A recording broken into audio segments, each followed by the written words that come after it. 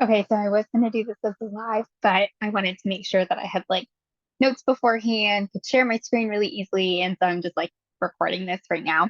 I'm hoping that the audio is good because I am running my space heater. It's like for some reason in the 50s in Virginia, even though it's May. I was driving back from Ohio yesterday and it was snowing for like 2 hours of my drive, which is insane. But anyway, so today I'm going to chat through how I'm using ChatGPT. So if you haven't heard of it, ChatGPT is just an AI, artificial intelligence tool. It can do so much. And it's been really interesting to start using it a lot better. Because it's one of those tools where it will give you out what you kind of put into it and it learns over time, but there is obviously a bit of a learning curve and like a training curve. Um, and so I heard Ashlyn Wright, she's a copywriter. She said, try to think of it as like you have an intern who's working with you. But they obviously need a lot of like guidance at first. And then once they kind of get the hang of things and get the hang of like what you're looking for, they're able to provide that so much more quickly and so much more efficiently. And it's like so much closer to like what you're actually looking for.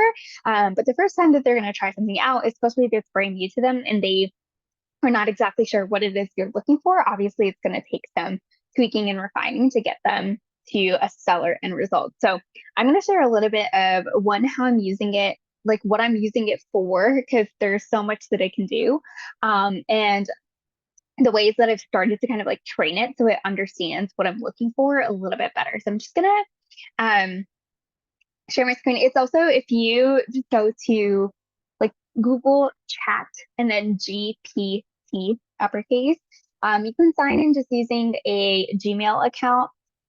For transparency, I just use the free version. It's a little bit like faster, I think, if you use the paid version. I believe currently the paid version is like $20 a month.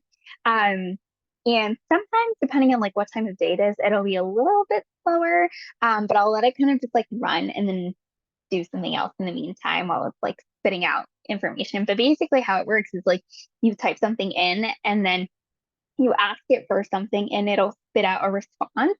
And you can kind of pause it as it's spitting out the response if you can tell you need to, like, you thought of something new that would be helpful for it in that response, or like you're like, this isn't quite like what I'm looking for. You can actually stop it, like pause it, rephrase what you want from it, and then have it go again. Um, so I'm gonna share my screen. So you're gonna see literally the inside of mine. As you can see, like I try to keep it somewhat organized. So I have one thread, I call them threads or chats, the same thing, of like writing blog posts, um, embedding emojis into captions. Like I just, I'm not a huge emoji person, like naturally, but I like to include them in my content because I know my people really appreciate them. And so I'll ask it to embed emojis for me. I have it like rewrite like calls to action. I have it rewrite like email copy, Instagram copy. If I have a blog post, I'll have it write like 5 Instagram captions for me. There's so much that you can do with it. I actually had it write me like a pitch email template that I like obviously customized from there. So I would really start to think of ChatGPT as like spitting out a template for you that then you can take. It's going to get you like maybe like 60 to 70% there, maybe 80% once you start to train it really, really well. And then you add that like extra 20% of personalization and pizzazz and really tweaking it so that it is stellar and original content, right? Because the way that this works is it's kind of like aggregating or pulling information from across the internet. Um, from what it sees. So obviously, I really, really recommend like taking whatever it gives you and like tweaking it and personalizing it before you like publish it as content. I'm not going to go into like the legal implications of stuff, but just understand that like anything that it spits out for you, like you can't take that and then like sell that as your own, which I don't think is really the intended use for photographers anyway. So um here we go. I'm going to talk through. So the first thing that I think it can be really, really helpful for as a photographer is helping you write blog posts. If you find that a lot of your inquiries are coming from SEO, like if that's a pretty big lead generation tool for you, then obviously, the importance of blogging and blogging consistently and over time and blogging for SEO purposes. Um, so I actually will have it write or give me an outline, but usually I'll just have it like write a blog post for me about a past client session. So what I will give it a little bit of information about the client, the session, the location, what the session was for, anything that stood out to me from the session, or like any like small moments that stood out to you from the wedding day is like a really great thing to include if you're writing a wedding blog post. But here I did this for two different branding clients. So one was a branding client I literally told the thing, I was like, hey, Shay, like Graham is a therapist in Charlottesville. Here's a little bit about what she was looking for images around. I just pulled this from her contact form, or like her inquiry. And so here it like spit out this entire blog post. I had told it in the past to make sure that my blog posts, or the blog posts that is spitting out for me, are like SEO friendly. And so I asked it if it knew what SEO friendly meant. And I specified for it that it included a certain, like I gave it my like keywords that I wanted to rank for. I gave it the blog post length that it should aim for. I told it that it should include like the location and like the first one or two sentences, etc. So any like SEO best practices that you already use as you're writing, make sure to tell it that so it knows to do that when it's giving you the content back, so that you don't have to like tweak that and add that in later after the fact. Um, so again, it's really kind of like if you were training a VA, like a virtual assistant, to do your tasks for you. Obviously, like you would give them an outline and try to give them as much information about how it is you're doing the work before you ask them to do the work. So it's the same concept here with ChatGPT. Obviously, another like caveat that I really want to stress is like read over everything that it spits out, because sometimes what it's spitting out is not as like accurate as you probably want it to be. So like here, if this is a good example of this,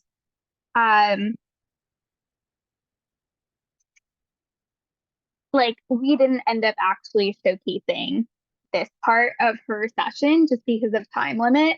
And so I didn't include that in the final blog post. I'm pretty sure there was also something else in here. Um, so it said highlighting intimate moments between Shay and her clients. So we were supposed to have somebody who was there as like a client for her session. That didn't end up happening. So I just made sure to like take this paragraph out, or you could like rephrase it to be more in line with like how the shoot actually went. So again, here's another example. Sarah's actually like in the group, but I said to write a blog post about a branding session for her. I actually took bits and pieces of like about her brand from her website. And so that was really helpful. So if you're doing like, and like I will specify like what my ideal client like, appreciate, don't like what they would say, what they wouldn't say, like phrasing and voice of tone wise. I give it little things like what are brands that my ideal clients appreciate? What are references that my ideal clients appreciate, like TV shows to pull references from, etc. Like I give it so much information on who my ideal clients are so that it can embed all of that like personality into the copy that it's giving back to me. And so you can see that because this is so specific and so strategic as an input, instead of saying like like, because I used to, when I first started using this, I would be like, write a blog post about a branding session that I did. But I wasn't giving it all this extra information to work with. And so it's been so helpful for it to give me more specific copy that I can like take pretty easily and tweak just a little bit when I actually give it like a lot of info. And again, this doesn't take very long because I'm like copy pasting parts of like the copy that's already on her website, etc.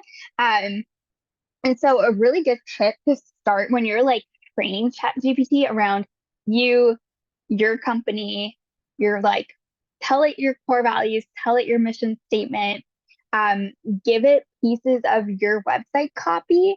Um, like if you don't know how to train it, like that's a really great place to start. Like take some of the paragraphs and like tell like just copy paste those paragraphs into a chat and be like, hey, like this is more about my company. You can just pull stuff from your homepage, your about page, your weddings or portraits like services page. That's gonna really tell it like your core values, etc. If you have like a tagline, give it the tagline, tell it your location, etc., just so that it has a really good understanding of like you and your business. You can ask it if it understands who your ideal client is, or it'll ask you for like specific questions like I was like, oh, what is like the age demographic of your ideal client? And then I told it, but now it like knows that moving forward, right? Um, and so something that I will often do as well is like tell it to rewrite something with the exact tone of voice that it wants. So here you can see I told it to add more exclamation marks, add warmth and encouraging and like a supportive tone to the copy because it tends to spit out like, especially at the beginning, very like professional, like corporate sounding jargon. So training it on the tone of voice that I use when I create any type of copy, whether it be email, blog posts, Instagram captions, like email headlines, like subject headlines and stuff. Like I had to like tell it what I'm looking for and like how I want it to sound too. And so here you can see this actually sounds pretty similar and more similar to what I would like organically say as a human. But it's because I asked it to rephrase it in that like specific tone of voice, right?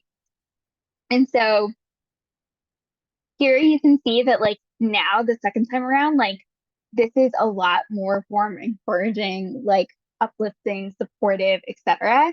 Than even like the first time it spit something out to me. So that's just something to keep in mind. Um, so here is like how I was training it on. You can see how long this is. Like a lot of this is like me copy pasting stuff. But you can ask for it to like give you an outline of things. So I was like running a flash sale. I was like, okay, like if I was running a 3-day flash sale, like what should I talk about?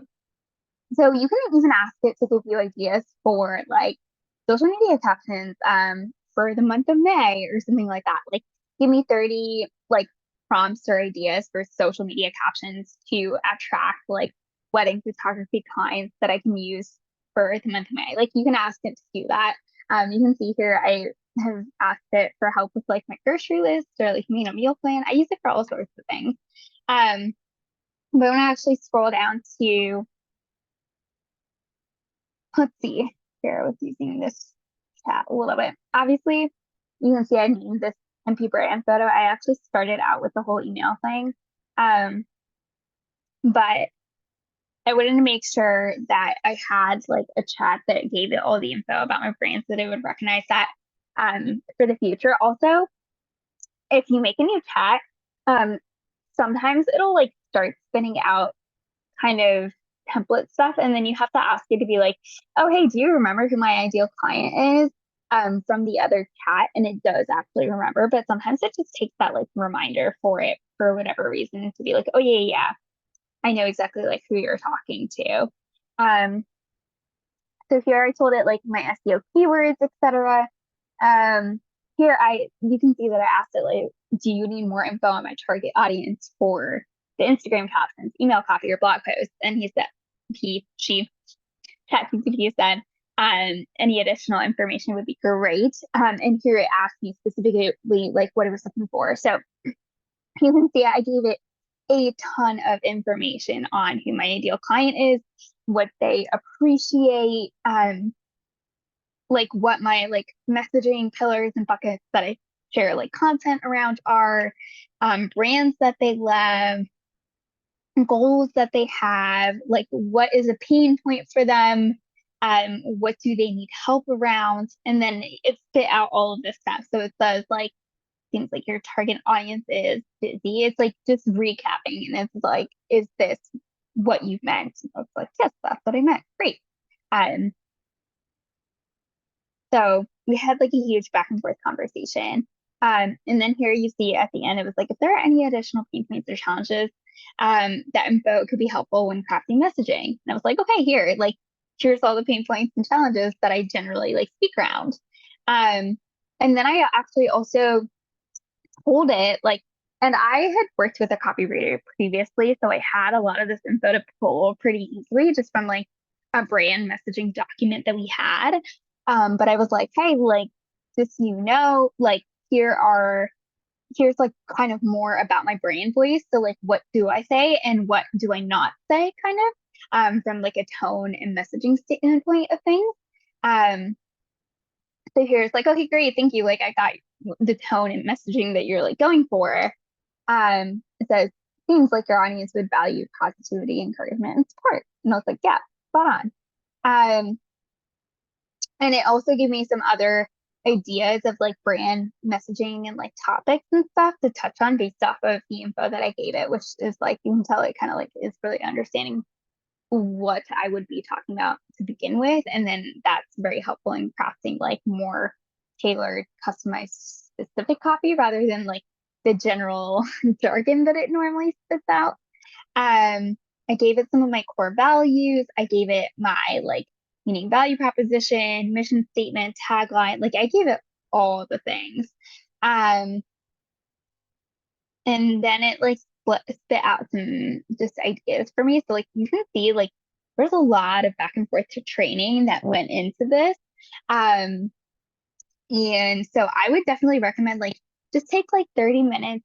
It doesn't really take more than that to just give a good basis of information about you, your brand, core values, mission statement, how you stand out as opposed to other photographers, who your ideal client is, what they like, just like all of the basic, like fundamental business info, that you're supposed to like nail down at some point. Like give that to it, give it a little bit about your own story as well.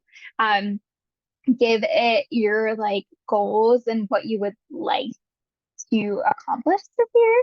Um, and I primarily would recommend starting with using it to help you craft Instagram captions and blog posts, and getting ideas for anything. So if you're just like, I would like to generate an extra $250 this quarter, you can use some ideas to do that as photographer who photographs weddings, newborns, and families.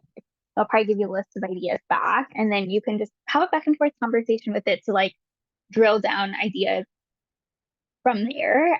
So it's a great like mini like strategist brainstormy space too. Um, so like one of the things that I asked it about was like increasing a checkout conversion on a cart page. You can like ask it questions about if you have a question about like your website or like the navigation or like the flow of your website for converting, like stuff like that as well. So like more like a business strategist. Obviously it's not going to be able to give you like as tailored good info as like an actual business coach that's able to like look at your website and look at your social media. So one of the limitations of this is um I can't remember. I don't think that I can like read copy from an external link. But I think if you paste in information into its chat and ask it to like summarize something, then it can do that. So there are some limitations, but it's worth just like playing around with, and you'll start to like kind of understand how to use the best for your business and like what you needed to do. So for me, I have it help with things that I feel like I'm not naturally as like good at getting started off of the fly. So like anything like this gives me a template and a starting off, like a jumping off point, which is super, super helpful. So hopefully this video was helpful. I know it's a little rambly, but I wanted to give you guys like a real like true behind the scenes of like how I'm currently using this. And let me know how you guys are using it too. What questions do you have around it? What fears do you have around it? Do you need any help getting started using it? Drop all of your questions in the comments, and I would love to chat with you guys there. And if you want me to do like a more specific training in the future around this, drop any ideas that you have for me because I'd love to record something for you. So hope this was helpful, and I'll catch you guys in the Facebook group.